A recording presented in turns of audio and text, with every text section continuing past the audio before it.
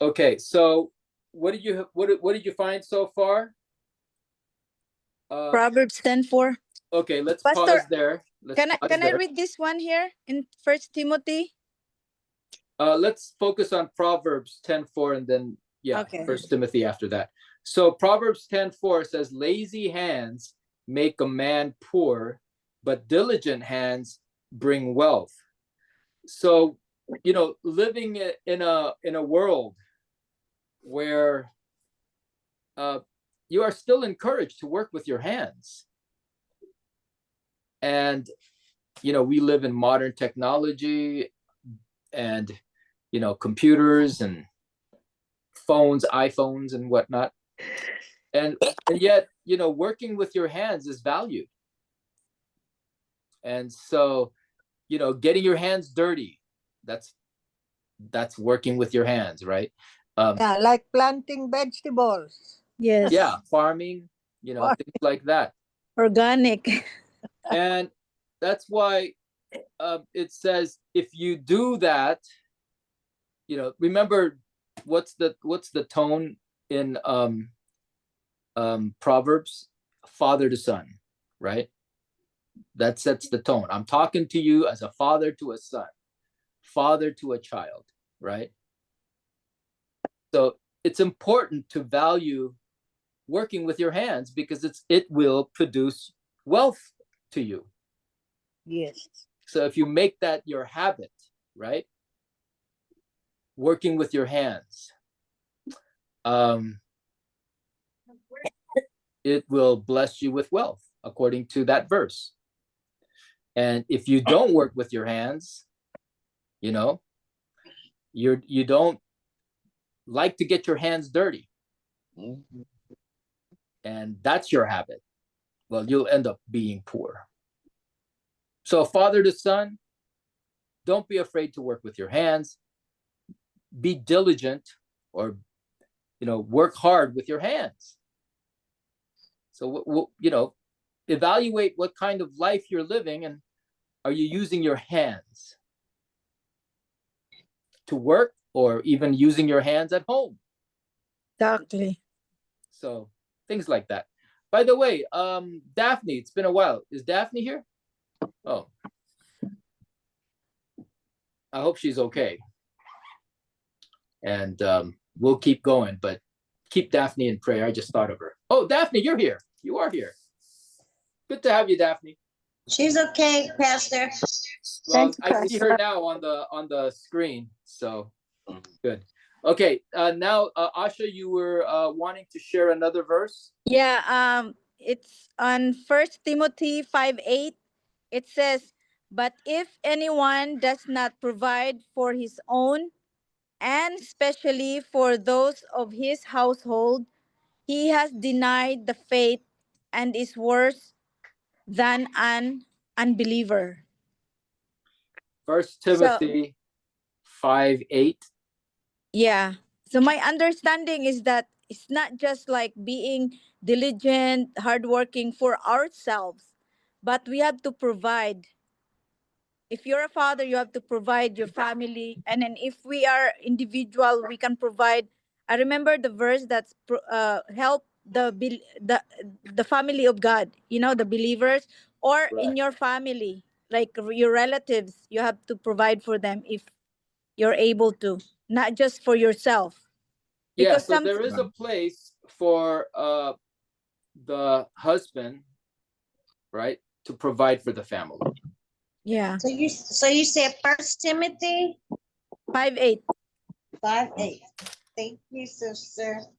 And what kind of jobs are there for you to to work in so that you can provide for your family? There are some. This is where it can be a struggle if you're an artist, for example, or an athlete, right? You have dreams and fantasies about making it as a star, making it as a professional. those, okay, if that's your dream, and some people achieve those dreams, but not everybody achieves those dreams. And sometimes you just need to work a practical job, Right. and being able to work a job where you get steady income, is very good, so that you can take care of your family. Yeah. Okay. So that's another one to keep in mind regarding working and not being lazy. Any other verses that you find? There's one in Uh, 2 Thessalonians, Pastor. Pastor Bert, Yeah. I sent a lot in the chat group, like 8 pages, 3, 6, 9, 10 pages 10 pages of verses about lazy. 10 pages? Yeah. Look at the group chat. Okay. How many is that? How many verses is it's that? just telling us do not be lazy. Yeah. How many verses is that? Oh my That's goodness. a lot actually. So when it gets to be like this, right, it can be overwhelming for you guys. Would you agree that can be very overwhelming if you got all these verses that have to do with laziness? So how do you sort this out? One book at a time. And so you probably want to focus on Proverbs. See, so we sort it out and kind of simplify it for all of us.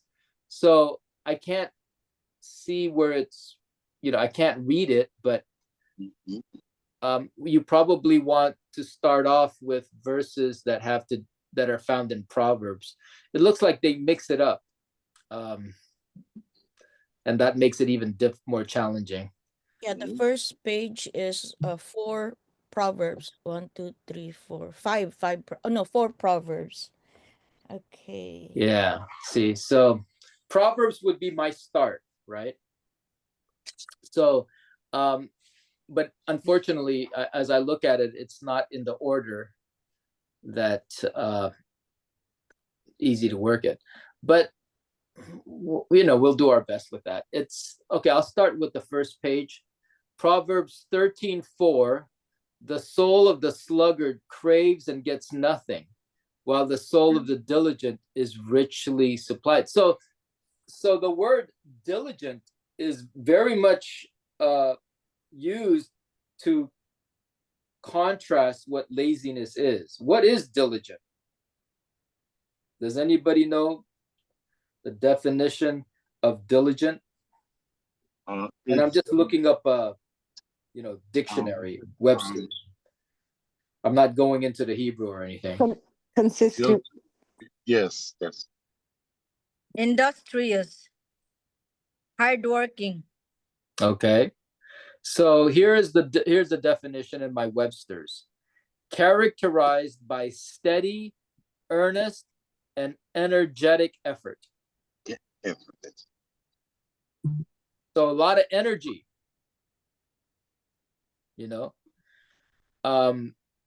that's a diligent person. You exercise a lot of energy, steady. That means you're pretty consistent, and you're earnest about working hard. So a diligent person is richly supplied. There's a reward for you if you're a diligent person. Okay. Anything else just to add to Proverbs 13:4? No. Let's move on.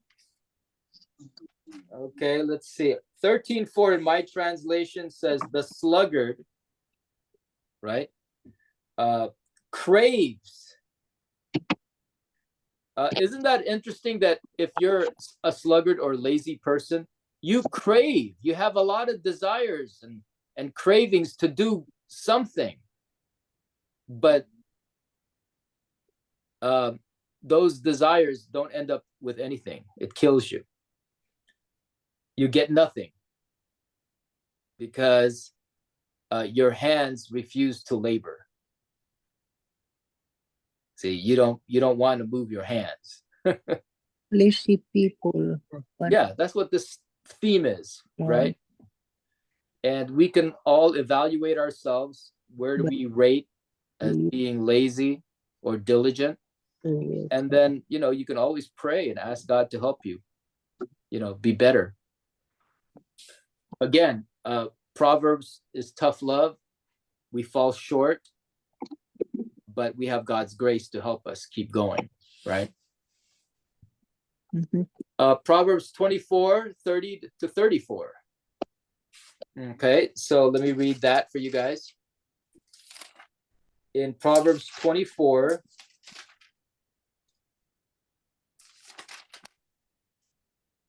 and then starting in verse 30. Let's see. I went past the field of the sluggard, past the vineyard of the man who lacks judgment. Okay, so here's the scenario. You're walking through your neighborhood, okay? And as you walk through the neighborhood, right, you make a judgment on a person based on what you see at his house. And he determined this person is lazy because verse 31 says, thorns had come up everywhere. Okay, you're not taking care of your landscaping. You don't want to work on it. I'm too lazy to work on my landscaping. I don't want to get my hands dirty. See? So thorns are growing. You're not picking up the weeds. And then the ground was covered with weeds and the stone wall was in ruins. And you're not taking care of, the things that need maintenance. So if you see a house that the weeds aren't being taken care of or they're not being maintained, what does that tell you? That person who lives in that house is lazy. Okay, That's pretty tough love, right? It is. But that's what it's saying here. Telling. I went past the field of the sluggard, past the vineyard of a man who lacks judgment. He keeps saying, oh, I'll do it later, or I'll do it tomorrow. I'm not going to do it now. Keeps putting it off. Okay? If you feel like I'm guilty, it's okay. You learn. Keep learning. Keep learning, keep growing. Like, again, Proverbs just says it the way it is. Says it like it is. Okay? Everybody good with that verse? Yes. Okay, now let's go to, I'm just focusing on Proverbs. The next one is Proverbs 6 through 11. Okay, who would like to read that one? I have a question. Manny, I hear you. Go ahead, bro. What's the difference between lazy and procrastinating?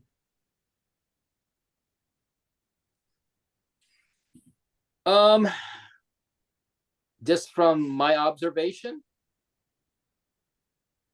since we looked up the opposite of lazy is a diligent person, the diligent person doesn't look for excuses why you keep putting it off. Just do it. You got to have that Nike emblem. Just do it. Don't come up with excuses why you're not cleaning the yard or taking care of the yard or maintaining, parts of your house. Yeah. And the procrastinator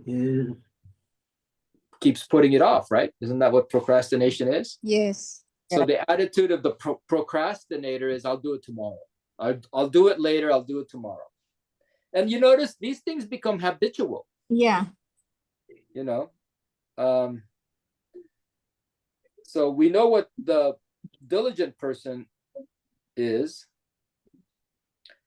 I'm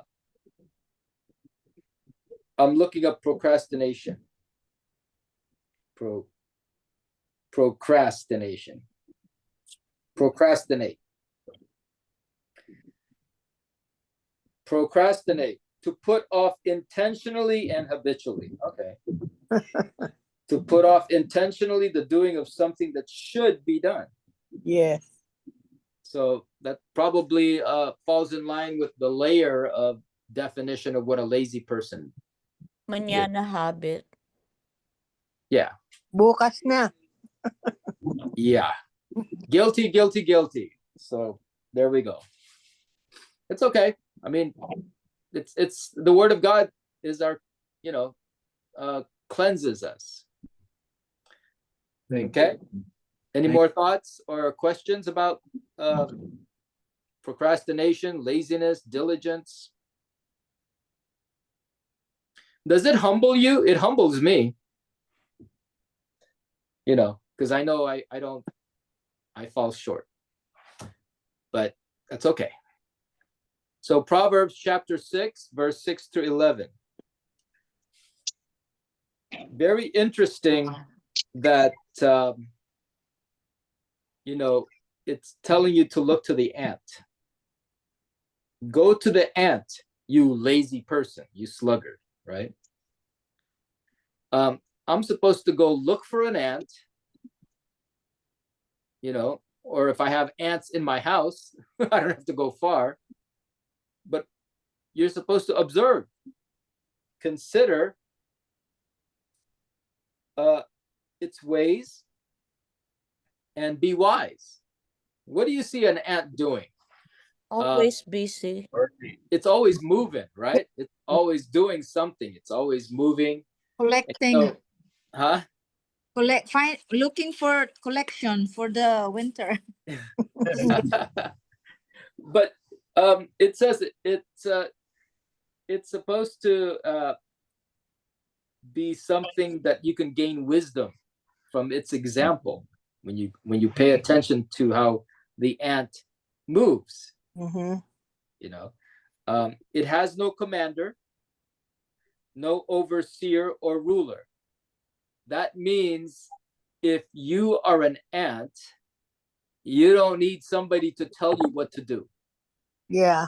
No commander, no overseer or ruler. It just does what it knows to do. Mm-hmm.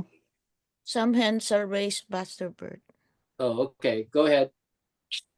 I can't see you. So Oh, for okay. letting me know because I'm looking at the verse right now.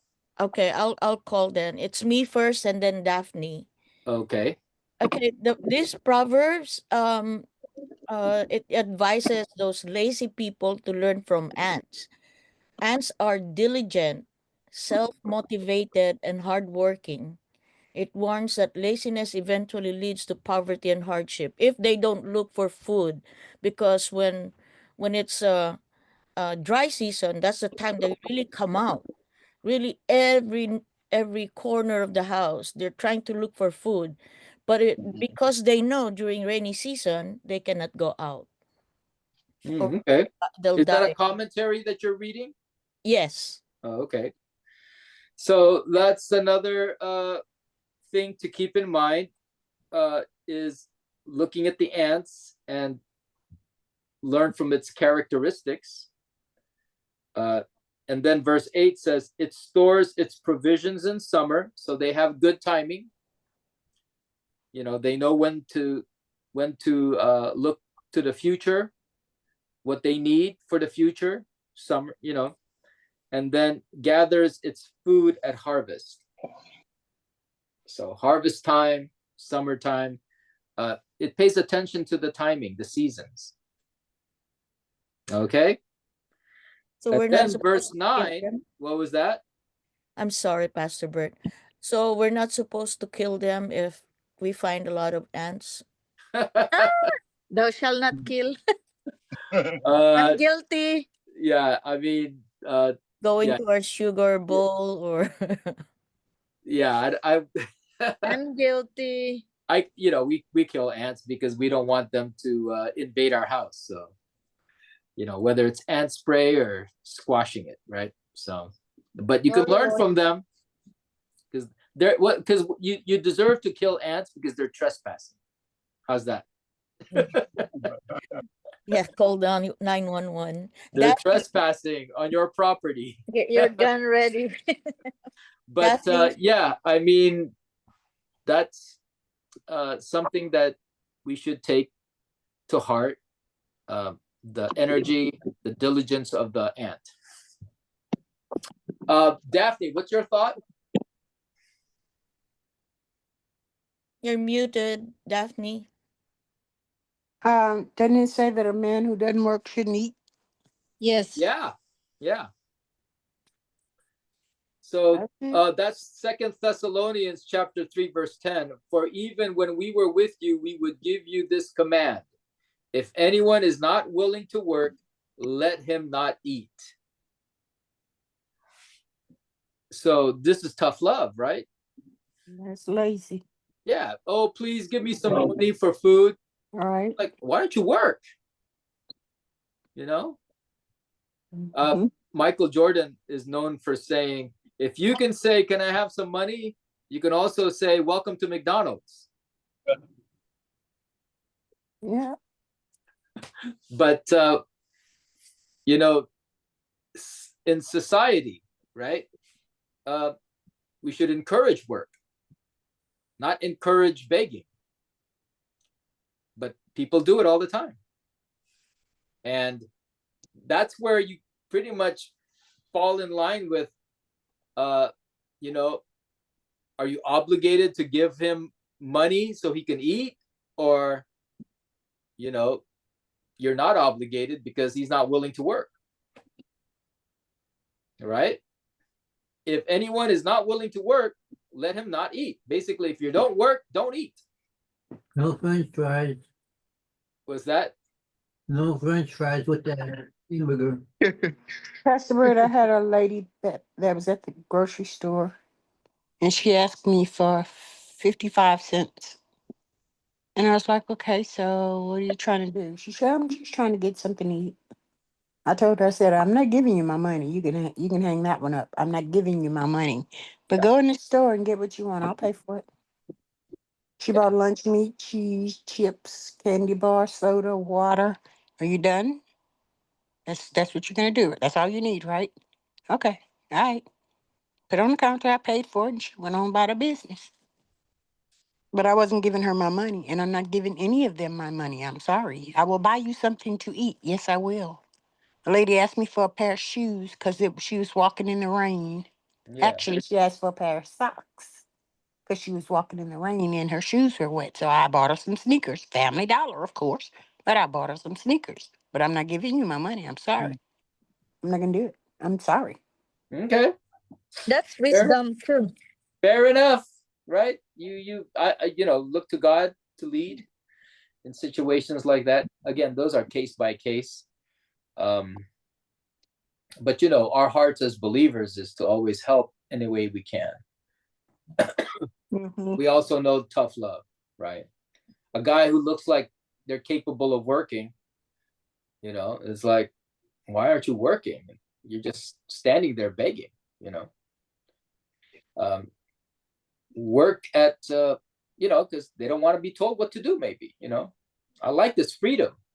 And that's where it gets complicated, right? I wish I had that freedom where I don't have to work every day. See, that's something that we work through. And anybody else have any questions before I move on? Sister Carmel, Pastor Bert. Sister Carmel, take it away. Hey, Pastor Bert, you actually just touched on it. For the people who refuse to work but keep getting free aid on from our taxpayers. You actually touched on it. So there are people out there who abuse the system, refuse to work. They're just flat out lazy. Get money for free, huh? Money for Yeah. nothing. Yeah. So Yeah. that's all. It's just a commentary. It's a reality, right? It's a reality. But we were studying Proverbs. We're studying the Word of God, and our attitude is, hey, we shouldn't have this attitude of not working and just getting money for free. Yes. You know. In wisdom. And I understand Social Security services. When a person is retired, they get money. A person who has disability, that's different, right? It's case by Right. case. Yeah. But in general, we want to encourage work and earning a decent living. Yeah, I think our policing in the system needs to be improved or put in place unless you have like a certified, authentic document from the hospital or from the doctor that you cannot work even though you look able and young, you know, then that would be acceptable. Otherwise, if you are fit, young, and maybe using, I would, yeah, that's what you would apply the tough love against laziness. But anyway. I Oh yeah, it's always an ongoing thing, and say something. I yeah. heard from the news last night. It was Trump who was saying branded Filipinos that they brought their family here, like the mother, the father, and applied for medical health, free, and also a little pension, the SSI. Thing is getting very strict about that because they said they are abusing America, Okay. and our country is one of them. Okay. Yeah, All Okay. right. I can't comment on that. So yeah, he was the one who was talking last night. I hear it. yeah, I mean, we're gonna get sidetracked if we get into that. We're studying, these verses that talk about laziness. Let me read to you after chapter 6. It says, how long will you lie there, you sluggard? So it's talking to the lazy person. How long are you going to lie there? When will you get up from your sleep? So what lazy people like to do is they like to stay in bed and go to sleep. Okay, that's what it says. A little sleep, a little slumber, a little folding of the hands to rest. And poverty will come on you like a bandit, and scarcity like an armed man. Wow. Okay, so it's telling us that take to heart the seriousness of loving sleep. In the military, they teach you that you can go without sleep for 24 hours. Tough love, right? Or toughness in the military. They do things like that. But here it's really just like a rebuke, a correction. You sleep too much, and you take too much rest. And if you keep, again, these are habits. If you keep following these habits, you're going to end up poor. That's just a principle of life. And so wisdom should tell you, don't fall in love with sleeping. Anybody else have any thoughts? Because we got to wrap it up. Yeah, too much sleeping makes you body ache. An addict? Body Body aches. Oh, It Yeah. aches you lie down too long. Yeah, yeah, I'm not surprised. That can happen. you need exercise. Sleeping is Movement. something, you can really love sleep. And yet, what's the tough love here? Don't love sleep, son. Son, don't fall in love with Yes. sleep. And you can make excuses for why you're so sleepy, but don't fall in love with it. you know, I can really appreciate my daughter. She's in college.